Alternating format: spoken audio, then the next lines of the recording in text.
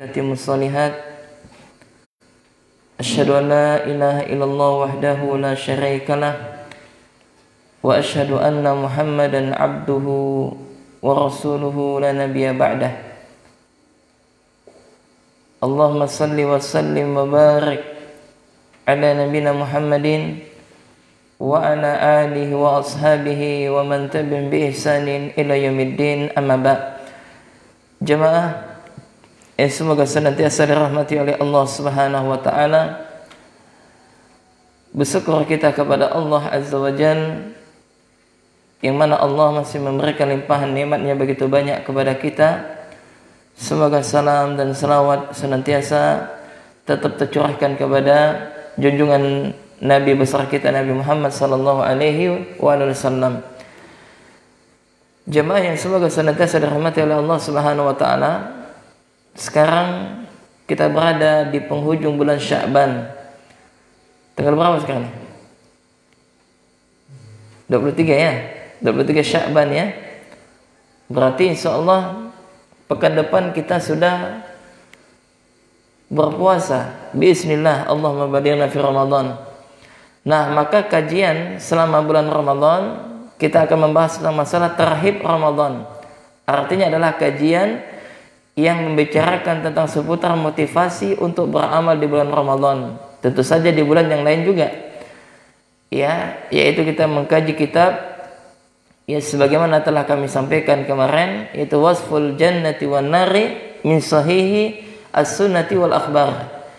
Yaitu ya terjemahannya adalah Rasulullah SAW berkisah tentang surga dan neraka. Atau kita akan menjelaskan tentang sifat-sifat surga dan neraka ya dari hadis yang sahih ya, yaitu atau Rasulullah SAW berkisah tentang surga dan neraka. Kita mengambil daripada kitab Syekh Dr. Wahid Ibni Abdul Salam Bali ya, hafizahullah. Jemaah yang semoga senantiasa dirahmati oleh Allah Subhanahu wa taala. Kenapa kita membahas tentang masalah ini? Karena penting jemaah. Ya sebagaimana telah kita ketahui, yang mudah-mudahan ayat yang akan kita baca ini menjadi bahan renungan kita, yaitu di dalam Al-Quran ya, surah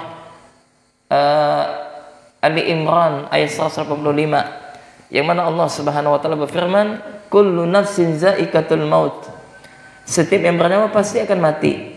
Dan kemarin kita dikagetkan ya sebuah video tersebar ya, ada dua orang ibu-ibu yang maksud hati mungkin menjenguk saudaranya di rumah sakit, lalu nyebrang, qadarullah kena tabrak dengan mobil dan mati di tempat. Inilah kematian. Ternyata yang sehat mati duluan daripada yang sakit. Ya, kita tidak tahu.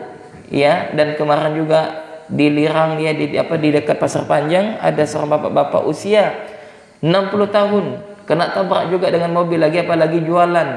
Ya, jual sayur, jual ikan, macam-macam lah. Mati di tempat. Nah, kematian kita tidak tahu. Ya, sebagaimana Allah sebutkan, kullu nafsin za'iqatul maut. Setiap yang bernyawa kata Allah pasti akan merasakan kematian. Wa innama tuwaffawna ujurakum yaumal qiyamah. Dan kata Allah Subhanahu wa taala, dan hanya pada hari kiamat sajalah ya akan disempurnakan balasan ya untuk kalian, kata Allah. Faman zuziha 'anil nar, maka barang siapa yang dijauhkan dari neraka, wa udkhilal jannah, dan dimasukkan ke dalam surga. Apa kata Allah? Faman zuziha 'anil nar, barang siapa yang dijauhkan dari neraka, wa udkhilal jannah ya, dan dimasukkan ke dalam surga, faqad faza, maka sungguh dia akan mendapatkan keberuntungan. Maka kesuksesan yang hakiki adalah kita selamat dari neraka dan dimasukkan ke dalam surga. Nah, bagaimana sifat-sifat neraka itu dan bagaimana sifat-sifat surga itu? Nah, inilah pembahasannya. Bagaimana keindahan surga yang menawan, yang membuat rindu orang-orang soleh. Inilah kajiannya, ini akan kita bahas. Dan bagaimana ngerinya neraka, bagaimana dahsyatnya neraka. Nah, disinilah kita bahas, bismillah. Tujuannya apa? Supaya kita semakin rindu kepada surganya Allah Azza wa Jalla. Supaya kita tidak terlena tentang kehidupan dunia, yang mana pada ayat ini Allah ingatkan kepada kita, wa mal hayatud dunya, dan tidaklah kehidupan dunia itu, kata Allah, illa mata'ul ghurur, ya melainkan kesenangan yang memperdaya, kesenangan yang menipu. Dunia ini tidak ada yang kekal jamaah. Ada yang datang dan ada yang pergi. Ada yang sakit dan ada yang sehat. Ada yang meninggal, ada yang hidup. Ada senang, ada sedih. Ya, dunia ini tempat negara ujian, tempat negara musibah. Masing-masing kita berbeda dengan ujiannya. Setiap kita pasti ada ujian. Ya, dimanapun, ya kita pasti akan bertemu dengan ujian, dan ini adalah sudah sunatullah yang telah Allah Subhanahu wa taala garis, yang telah Allah Subhanahu wa taala takdirkan. Nah, kenapa kita membahas tentang masalah surga dan neraka? Maka ya kita kajian-kajian seperti ini jamaah membuat hati kita lembut. Ya, kajian-kajian seperti ini membuat hati kita lembut. Ya, supaya kita mudah meneteskan air mata ketika kita mengingat kebesaran Allah Azza wa Jalla. Supaya kita mudah menangis ketika kita mengingat dosa-dosa yang begitu banyak yang telah kita lakukan jamaah. Kenapa? Karena takutnya kita dengan api neraka. Jangankan api neraka jamaah, subhanallah, yang beribu-ribu lipat daripada api yang paling panas di dunia, api obat nyamuknya jamaah, kena tangan kita, la ilaha illallah, sakitnya subhanallah. Apalagi api yang Allah Azza wa Jalla siapkan pada ya orang-orang yang fajir, ya pelaku maksiat, orang kafir, orang munafik, ya maka mereka akan dibakar di dalam neraka, dan nanti akan kita bahas bismillah ya bersama kitab ini yang berkaitan dengan kengerian neraka. Akan tetapi ya sebelum kita membahas tentang masalah neraka, ya bahwasanya muallif yang menjelaskan kepada kita tentang yaitu keindahan surga dulu. Ya, setelah keindahan surga barulah keindahan neraka, dan bukunya ini ya dalam kitab Arabnya di sini terdapat 117 halaman. Ya, 117 halaman. Ya, dan beliau memulai fasal awal yaitu tentang Rihul Jannah. Ya, fasal yang pertama akan kita bahas nanti insyaallah tentang yaitu apa? Baunya surga. Surga itu memiliki bau. Ya, maka sebelum kita bahas sedikit ingin kami sampaikan berkaitan dengan pembahasan kita kemarin tentang masalah zakat fitrah. Ya, mungkin ada di antara jamaah yang di dalam hatinya bertanya mungkin, ya bagaimana dengan orang yang misalkan dia wafat, yaitu apa? Misalkan orang tua yang dia misalkan meninggal, ya meninggal sebelum menjelang Idul Fitri. Ya, jadi orang yang meninggal di bulan Ramadan atau sebelum matahari tenggelam pada malam takbiran, maka orang yang meninggal tersebut tidak wajib dibayarkan zakat fitrahnya. Ya, sebab ia hanya mendapatkan akhir Ramadan. Ya, dia tidak berjumpa dengan bulan Syawal. Nah, artinya ia tidak wajib. Ya, tapi kalau seandainya dia wafat setelah ya selesai bulan Ramadan, yaitu bertempatan dengan Syawal, ya maka meskipun dia sedang menghadapi sakaratul maut, maka harus kita bayarkan zakatnya. Itu yang pertama. Kemudian yang kedua tentang masalah bayi yang lahir sebelum tenggelamnya matahari pada hari terakhir Ramadan. Ya, bayi yang baru lahir, yang dia lahir ini apa? Menjelang akhir bulan Ramadan. Ya, misalkan lahir jam 5 sore pada tanggal 30 Ramadan. Wajibkah dia bayar zakat ini? Wajib enggak? Nah, wajib. Ya, kenapa? Karena dia lahir sebelum apa? Idul Fitri. Ya, maka kalau dia lahir misalkan pada pada hari Idul Fitri, yang bertepatan dengan hari Idul Fitri jam 7 misalkan atau jam 8, maka dia tidak wajib dibayarkan apa? Zakat fitrah. Nah, itu sedikit tambahan jemaah. Nah, kemudian kita masuk kepada pembahasan kita jemaah. Di sini muallif yaitu Syekh Dr. Wahid bin Abdul Salam Bali hafizahullah, ya beliau memulai kitabnya dengan al-fasl awal, dengan fasal yang pertama adalah Rihul Jannah, yaitu aroma surga. Subhanallah. Jadi surga itu jemaah memiliki aroma, memiliki bau yang wangi tentu saja. Coba jangankanlah ya enggak di surga ya enggak. Mungkin kita pernah ya enggak pergi ke mana? Ke Mega Mall misalkan atau ke Transmart. Pernah kan jemaah kan? Pernah ke Transmart enggak? Hah? Mana? Gimana kalau kita mau masuk di depan pintunya, ketika dibuka pintunya bagaimana? Bau wangi kan? Agak bau hawa-hawa AC gitu kan, enak. Apalagi di bulan Ramadannya enggak? Panas-panasnya kita demikian. Kalau misalkan kita masuk di mana ngambil rekening misal di ATM ya kan? Biasa ada sebagian ATM itu yang memang wangi enak. Baru kita masuk semerbak wangi-wanginya. Nah, ini adalah tentang masalah dunia jemaah. Kita senang. Ya, apalagi tentang masalah apa? Surganya Allah Subhanahu wa taala. Ya, subhanallah. Jadi surga itu memiliki wangi jemaah. Nah, kita simak hadisnya. Ya, kami akan sebutkan beberapa dalil yang berkaitan dengan wanginya surga. Ya, jadi tahapan awal ini kita akan membahas dulu tentang wanginya surga. Ya, di dalam sebuah hadis, qala musannif hafizahullah an Abdullah ibni Amr bin As radhiyallahu anhuma qala Rasulullah sallallahu alaihi wasallam, Nabi sallallahu alaihi wasallam bersabda, man qatala mu'ahadan, ya man qatala mu'ahadan, kata Nabi sallallahu alaihi wasallam, barang siapa yang membunuh seseorang yang dalam perjanjian, yaitu apa, kafir mu'ahad, dibunuhnya misalkan. Sedangkan orang kafir mu'ahad itu adalah apa? Mereka di dalam perjanjian.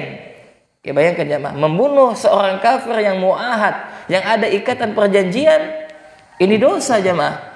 Apa diancam oleh Nabi sallallahu alaihi wasallam?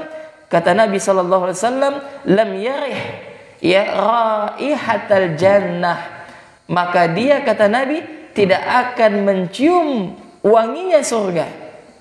Jadi orang yang membunuh kafir mu'ahad tidak mencium bau wanginya surga. Subhanallah. Ya. Dan ini adalah bantahan kepada siapa? Kepada mereka pelaku teroris yang kemarin kejadiannya nak bom Bali 1, 2, 3. Nah, bayangkan di sana banyak orang kafir yang mu'ahad, yang mereka datang ke negeri Indonesia dengan apa? Dengan paspor. Ini adalah perjanjian. Ya, jiwa mereka dijamin oleh negara kita, tidak boleh ditumpahkan. Dan ini salah. Ya, dan mereka mengatasnamakan jihad, bukan jihad. Ya, bahkan mereka diancam masuk dalam hadis ini.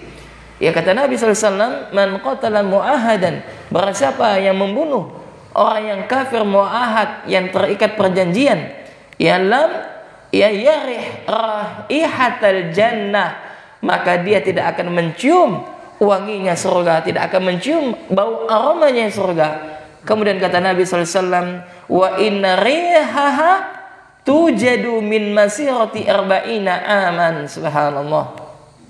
Sesungguhnya kata Nabi jemaah, sesungguhnya kata Nabi sallallahu alaihi wasallam, bau aroma surga, bau wanginya surga itu sungguh dapat dicium dari jarak 40 tahun perjalanan. Subhanallah. 40 tahun perjalanan, kira-kira situ ke mana?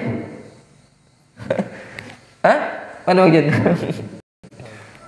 Tidak ada ya, enggak? Subhanallah. 40 tahun perjalanan jemaah. Jaraknya sudah keciuman bau surga. Subhanallah. Ya Allah, indahnya surga jemaah. Subhanallah. Siapa yang dah rindu dengan surga? Jangankan masuk di dalamnya, enggak, menciumnya saja sudah sebuah kenikmatan. Menciumnya. Subhanallah. Maka kalau kita sering membaca tentang kisah-kisah surga itu, subhanallah, membuat kita apa? Rindu. Makanya kita tidak boleh jemaah apa, mengakhiri hidup kita dengan bunuh diri, tidak boleh. Ini salah.